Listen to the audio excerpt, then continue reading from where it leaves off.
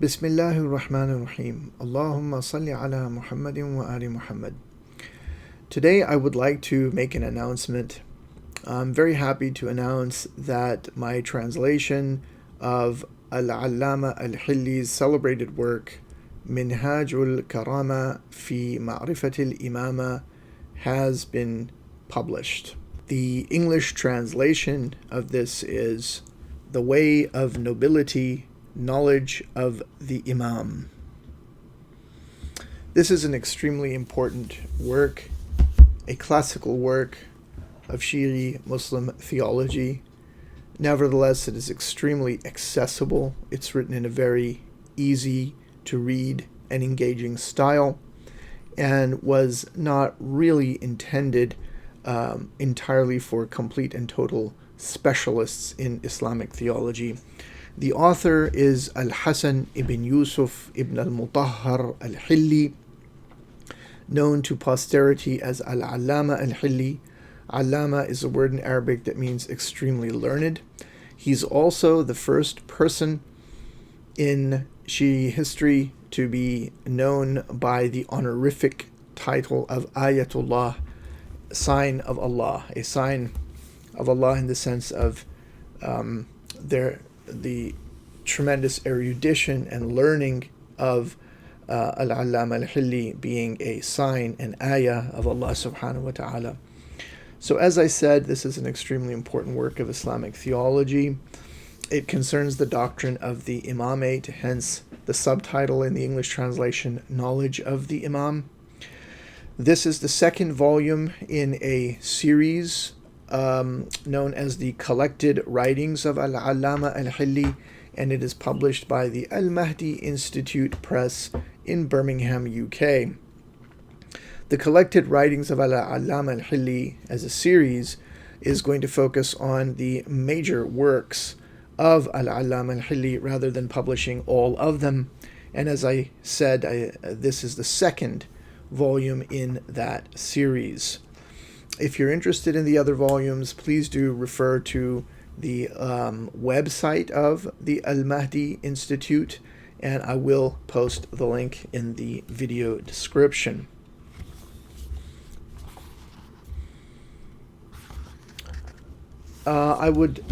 Before delving into the details regarding this book, and there is an interesting story behind its composition, I would like to talk about a few of the main features of this work. First of all, it is hardcover. I don't know that if a paperback is going to be issued. For now, there seems only to be a hardcover copy. The book is available to the English-speaking world through the AMI website directly if you happen to be in the United Kingdom or Ireland.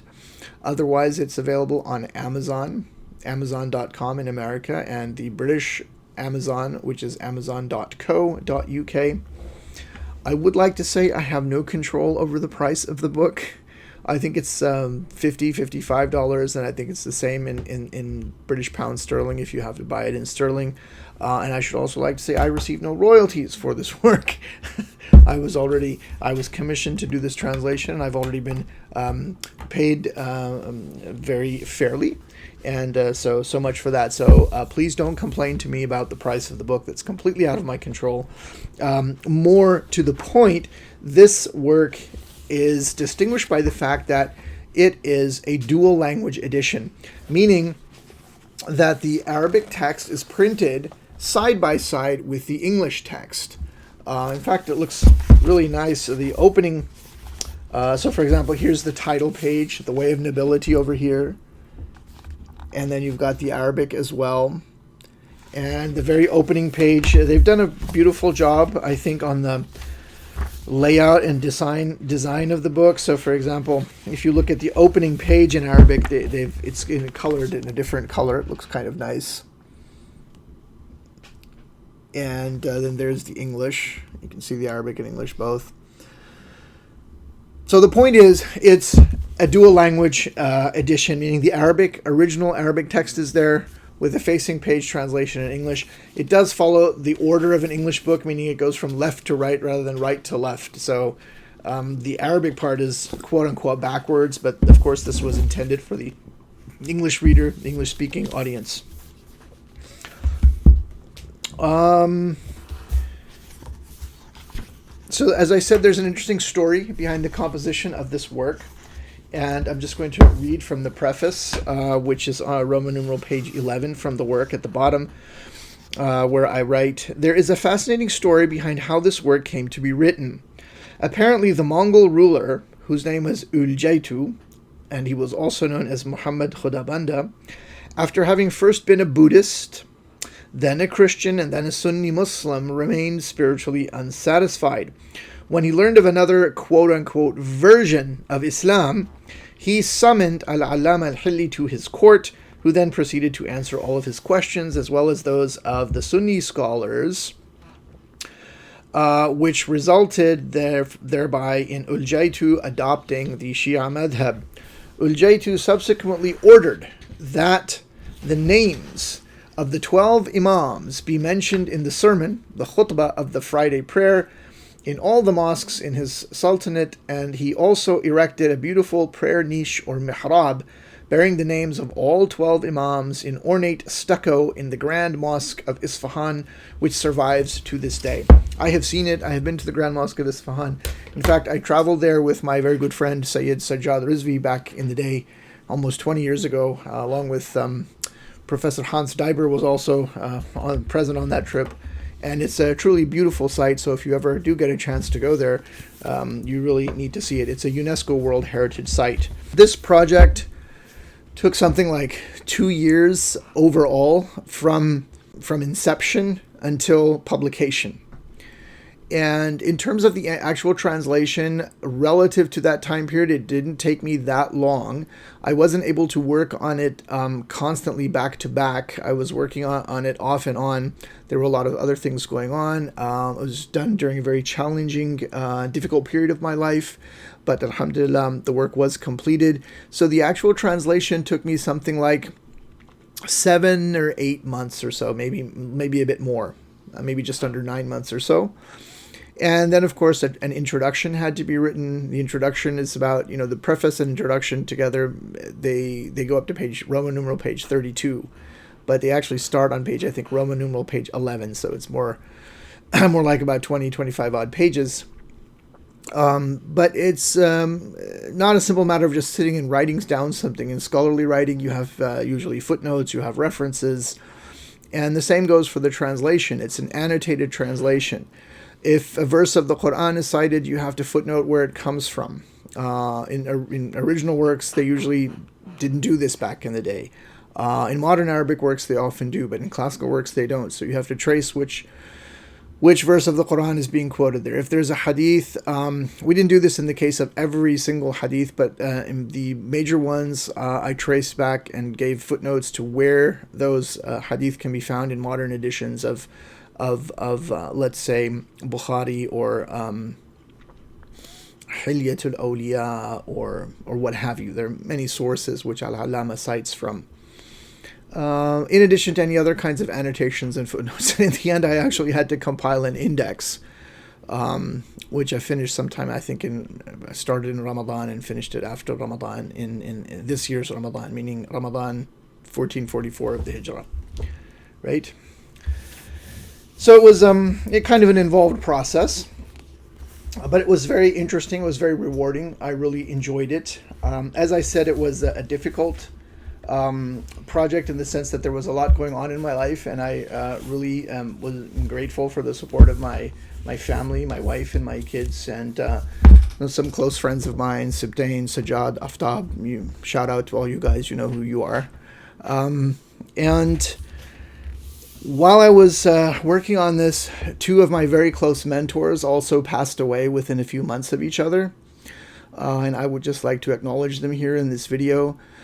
Sayyid Muhammad Hussein al-Husseini al-Jalali, rahimahullah, as well as Sayyid Tilmidh al-Hasnain al-Radawi. Sayyid Jalali passed away first, then a couple months later, Sayyid Tilmidh Rizvi passed away as well. And, if you're watching this video, if you're a Muslim, please do remember them with Al-Fatiha. I would like to also thank my editor at AMI, at the Al-Mahdī Institute Press, Wahid Amin. He's a really erudite, man, a very learned, young, and up and coming scholar, and he really put a lot of work into this, and were it not for his diligent editing, this work would not have seen the light of day. I would just like to point out some other distinguishing features of this work. First of all, those of you who do have some experience in Islamic studies and are maybe interested in the original Arabic, I would like to say that the original Arabic text here in this edition is that of the critical edition established by Abdurrahim Mubarak and published by مؤسسة عاشوراء للتحقيقات والبحوث الإسلامية in Iran. No publication date is given. However, the end of the editor's introduction bears the date 1419 of the Hijrah, which would make it 1998 or 1999. Abdurrahim Mubarak relied on 3 manuscripts. One is a manuscript in Mashhad, in the library of the Astani Quds Razavi, number 13754. The colophon is dated Jumada Athaniya 974, 1566. Another manuscript that he used is the manuscript in Qum, in the library of Ayatollah Marashi Najafi, Majmu'ah number 29. Its colophon is dated 5th of the Rabi'ul Awwal 941, 1534. And the third manuscript he uses also in the same Marashi library, but it's Majmu'ah number 2523. The dated colophon is at the end of Jumada Athaniya 951, 1544. Okay, so these are technical points for people who are really interested in that kind of nitty-gritty, that kind of minutia. In the introduction, I look at the doctrine of the imamate and try and give some sort of historical background. And there's some interesting things there, 1 or 2 things which I would just like to point out, which are not widely known. And that is the usage of the term imam in pre-Islamic poetry. So I'm just going to read from the introduction briefly.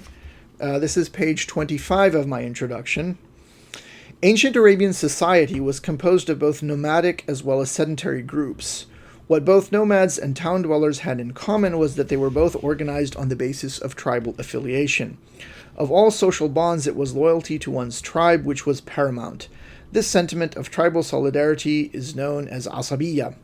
Along with other aspects of tribal social structure, they are abundantly on display in pre-Islamic poetry, often our only source of knowledge for Arabian life before Islam.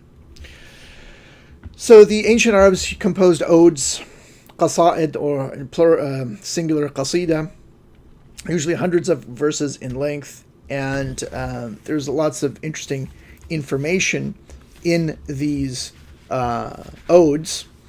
And one of those odes, an interesting term is used. This is the ode of Labid ibn Rabi'a, who died around 40 of the Hijrah, or 660.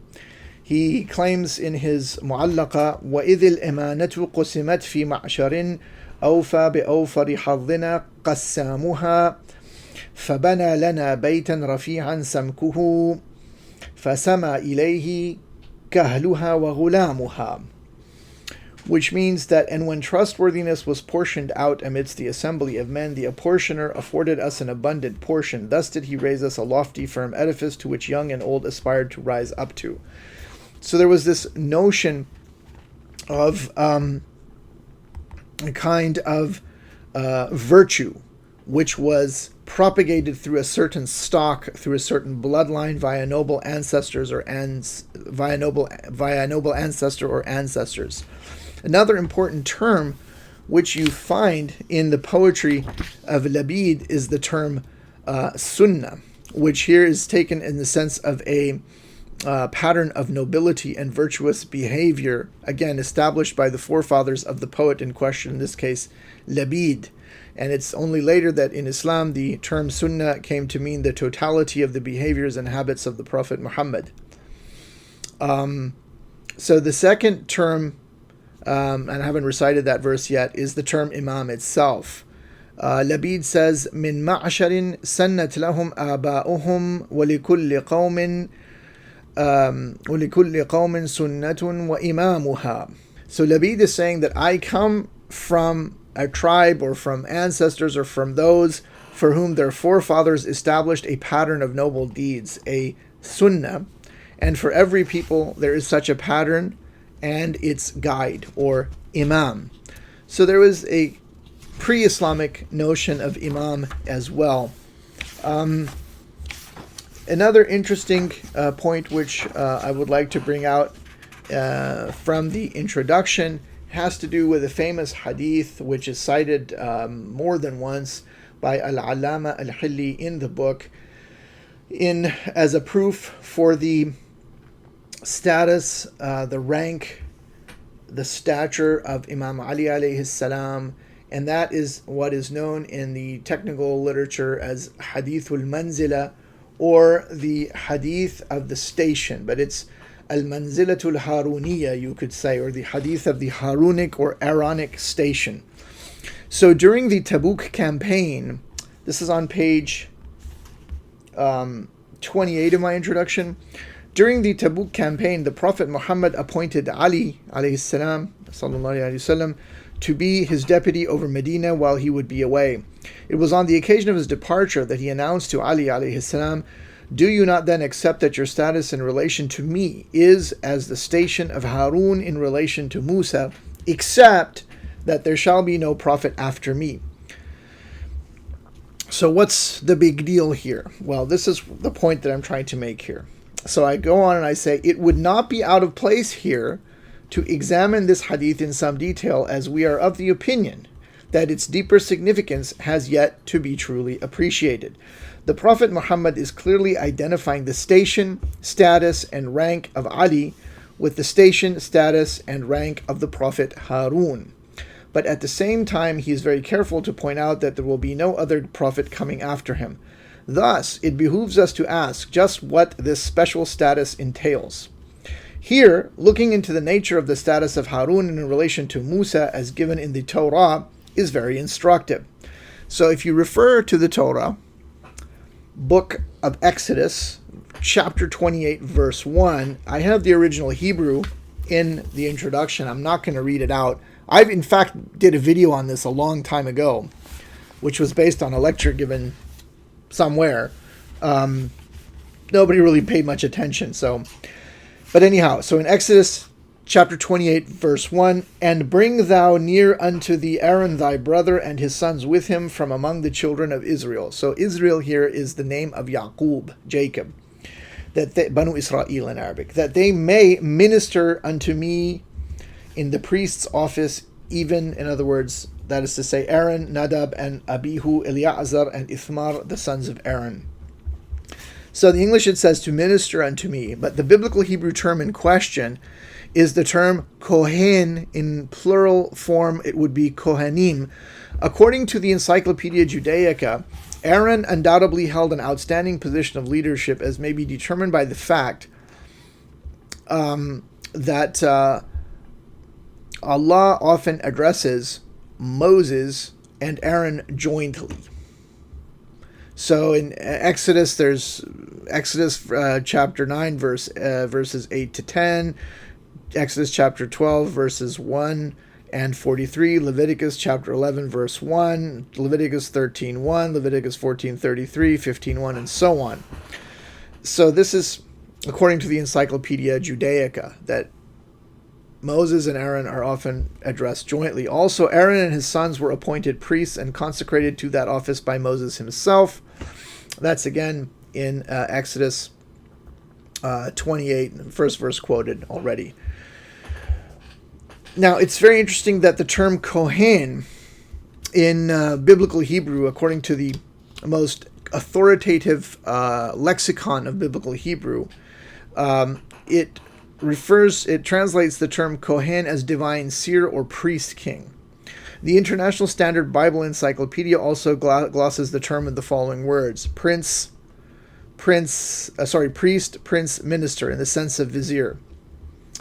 And that the nature of the priestly office implies divine choice, it implies representation, it implies offering sacrifice, it implies intercession. Thus, I write, all of the foregoing establishes that Aaron, as well as the line of Aaron, embody the station of the Kohen, who is a divine seer, priest, king, prince, and vizier. It's also interesting to note that the Quran refers to Harun many times as the wazir of Musa, alayhi salam, in many verses in the Quran. Numerous. You can do a Google search. You can check المعجم المفهرس لألفاظ القرآن الكريم by Muhammad Fuad Abdul Baqi as well.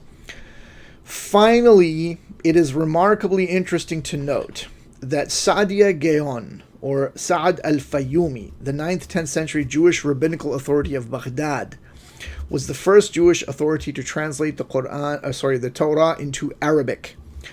And he renders this passage, Exodus 28:1, in Arabic as follows: وَأَنْتَ أَيْضًا فَقَدِّمْ إِلَيْكَ أَهْرُونَ. In other words, Harun أَخَاكَ وَبَنِيهِ مَعَهُ مِنْ بَيْنَ بَنِي إسرائيل or Israel لِيَأُمُّوا لِي.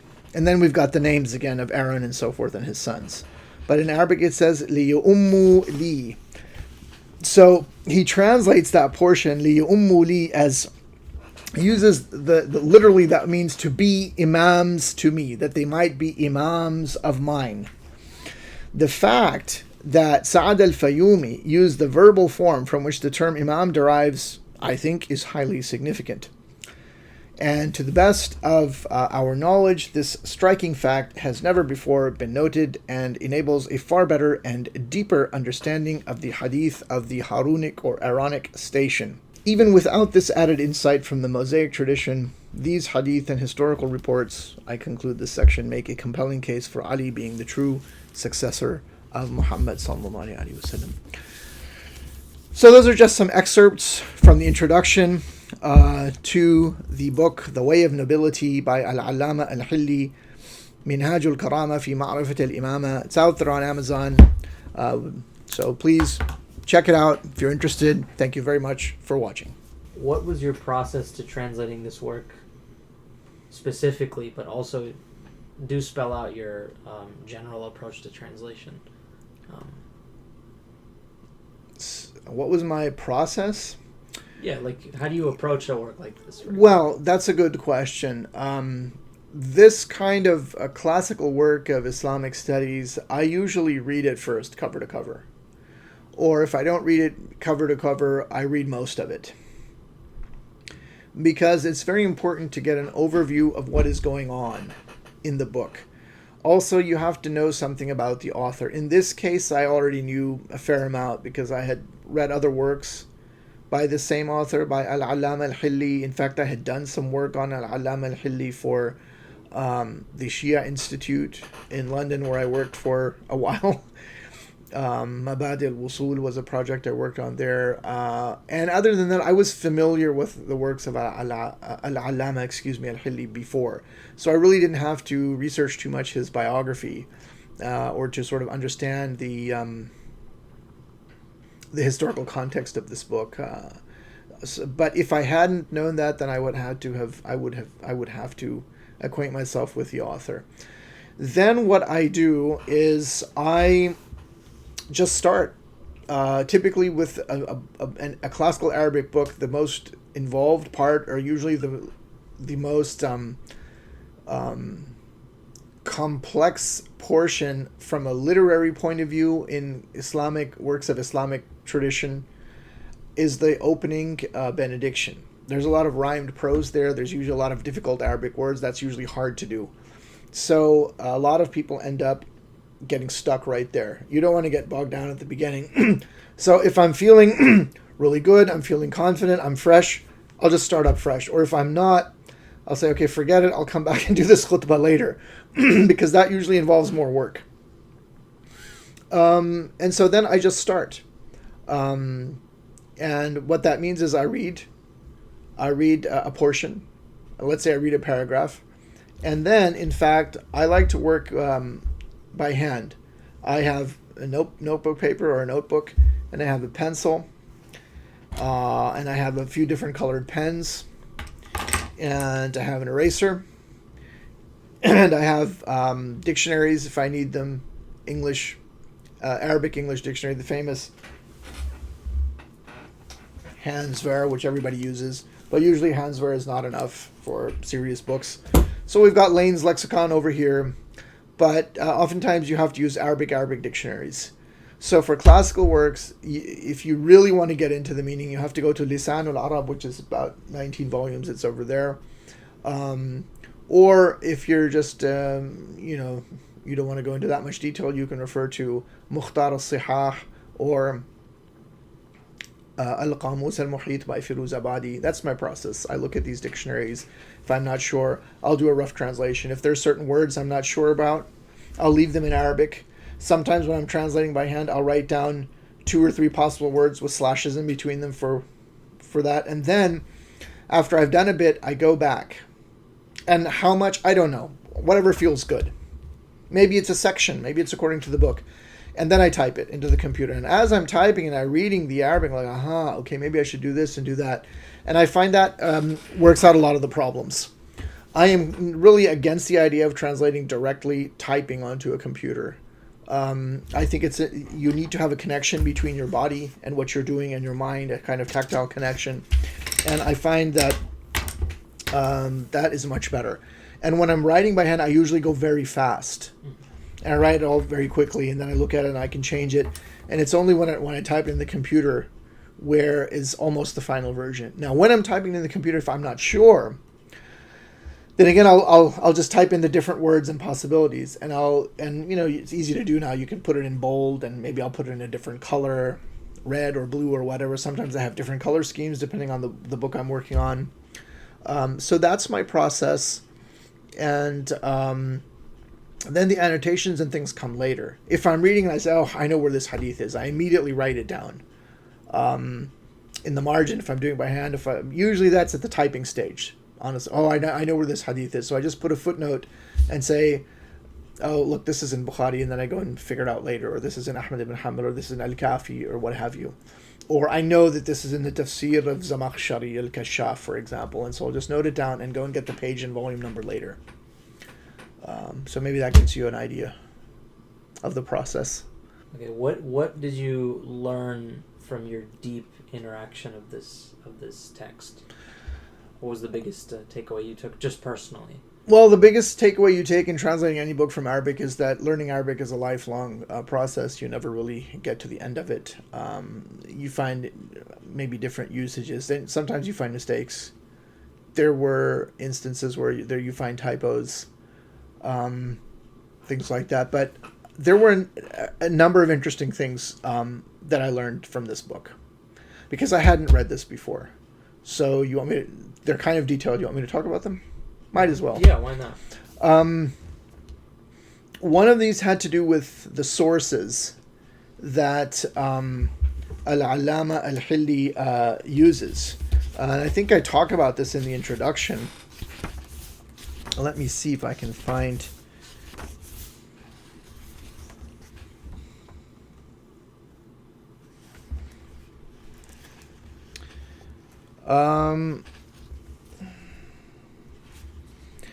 Yeah, there are a lot of interesting sources that Al-Allama refers to.